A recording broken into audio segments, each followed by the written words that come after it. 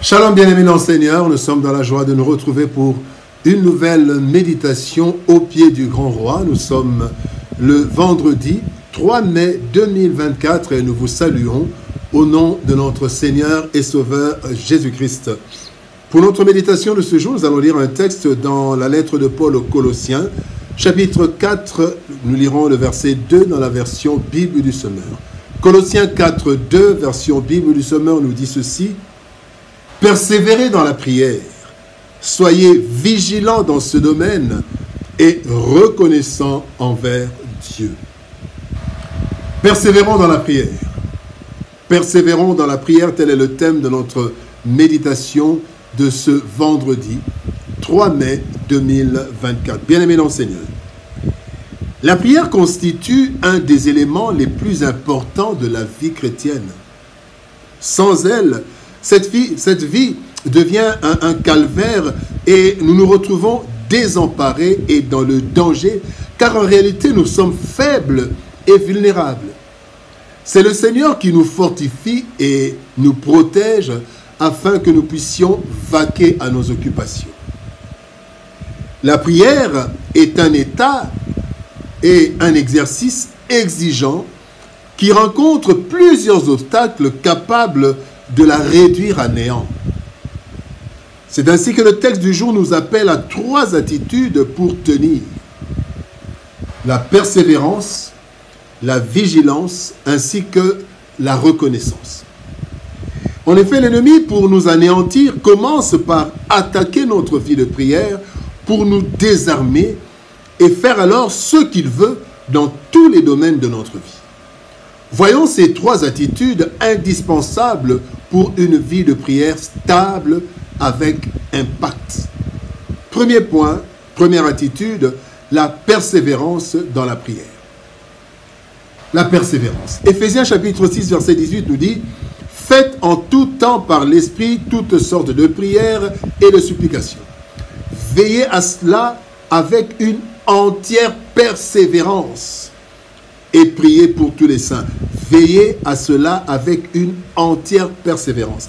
La prière n'est pas juste une série de tentatives de connexion que l'on peut abandonner à tout moment ou juste un passe-temps dont on peut se passer. La prière, c'est toute une vie qui doit être maintenue et entretenue. La prière peut rencontrer plusieurs obstacles, dont nous citons 5 obstacles. Il y a la fatigue physique ou la fatigue morale. Quand on est submergé de problèmes, quand on est fatigué physiquement, c'est un obstacle à la prière. L'autre obstacle, c'est l'oppression de l'ennemi. L'ennemi ne veut pas que nous puissions prier. Il y a de l'oppression. Il y a un 3e obstacle, il y a le non-exaucement. Quand nous avons prié et que la prière précédente n'a pas été exaucée, parfois cela constitue un obstacle à la prière. Le temps d'attente de la réponse. Plus on prie, mais on attend, le temps se rallonge et cela peut devenir un obstacle à la prière. Mais il y a aussi le silence apparent de Dieu. Nous prions, nous n'avons aucune réponse. Dieu ne nous dit rien. En fait, c'est un silence apparent parce qu'en fait, il agit. Et parfois, il nous parle, mais nous n'écoutons pas. La persévérance dans la vie de prière est soutenue principalement, 1, par la foi. Dans 2 Timothée chapitre 1, 12, il est dit: je sais en qui j'ai cru. Quand je sais en qui j'ai cru, je peux persévérer. La foi. Le 2e élément, c'est l'espérance. Job dit: mon Rédempteur s'élèvera le dernier sur la terre. Donc il espère, il attend. L'espérance, bien aimé, soutient la prière. Mais aussi, il y a la discipline et la décision. 1 Corinthiens 9, 27, Paul dit: je traite durement mon corps et je le tiens assujetti. J'oblige mon corps à prier. La discipline et la décision. À telle heure je prie, je prends la décision. Voilà ce qui soutient la prière pour persévérer: la foi, l'espérance, la discipline. 2e attitude, c'est la vigilance. Vigilance sur notre vie de prière. 1 Pierre chapitre 5, verset 8 dit: soyez sobres, veillez. Votre adversaire, le diable, rôde comme un lion rugissant, cherchant qui y dévorera. Veillez, soyez vigilants. le sommeil ou la fatigue spirituelle, dangereux pour notre vie, viennent lentement, parfois sans qu'on y prenne garde. Dans Matthieu chapitre 26, verset 40, il est dit, Jésus vint vers les disciples qu'il trouva endormis. Il dit à Pierre, vous n'avez donc pas pu veiller avec moi 1 heure. Donc les disciples étaient là et le sommeil les a surpris. Il y avait la fatigue, le sommeil et Jésus les a trouvés endormis. Et lorsque la vie de prière s'éteint, la reprise n'est pas facile. Il faut donc veiller, comme le conducteur qui évite une panne de carburant qui peut survenir dans des moments très compliqués. Bien aimé, l'ennemi est rusé. Il ne faut pas lui laisser le moindre avantage. Nous devons veiller, 1, sur le temps que nous passons devant le Seigneur. Matthieu 26, 40, Jésus-Christ, vous n'avez donc pu veiller 1 heure avec moi. Combien de temps pries-tu encore? Deuxième chose, nous devons veiller sur notre attachement aux choses de Dieu. Est-ce que nous sommes attachés à tout ce qui se rapporte à Dieu? Troisième chose, veiller sur notre enthousiasme pendant le temps de prière. David dit dans le psaume 122, verset 1, « Je suis dans la joie quand on me dit, allons dans la maison du Seigneur. » Est-ce que tu es encore dans la joie quand il faut prier? Veillez, quatrième chose, veillez sur la régularité de nos moments d'intimité avec Dieu. Est-ce que je prie chaque jour? Est-ce que hier j'ai prié? Et enfin, veillez sur l'éloignement des rencontres de prière d'ensemble.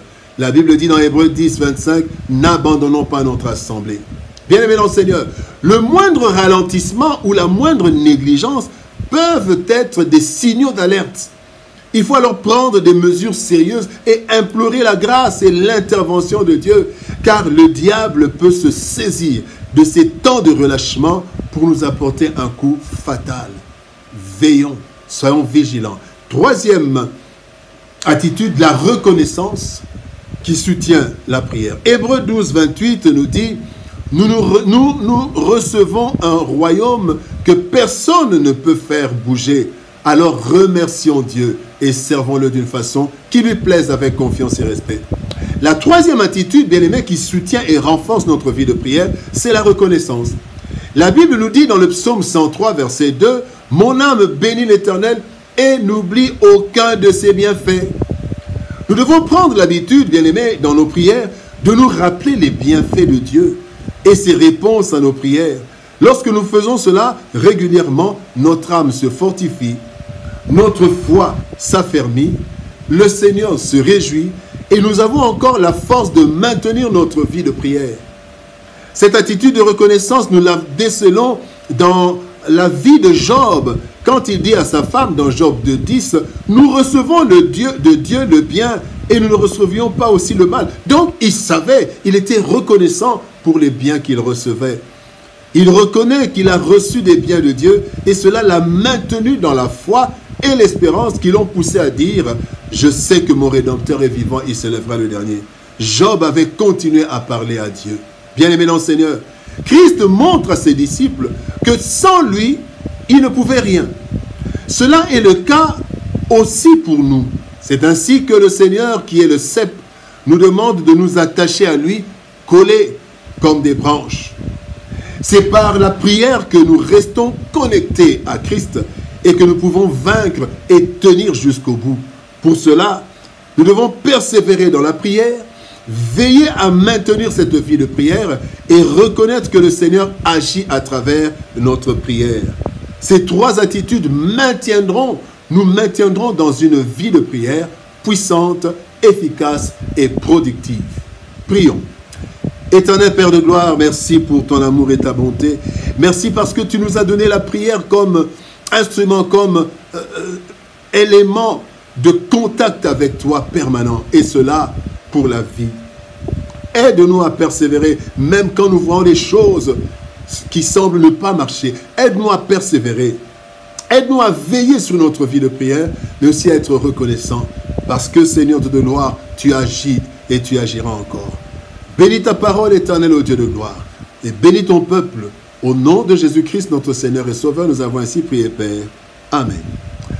Bien-aimés dans le Seigneur, que Dieu nous bénisse. Shalom, au revoir et persévérons dans la prière. Veillons à cela, soyons reconnaissants. Que Dieu nous bénisse, shalom, au revoir et à demain.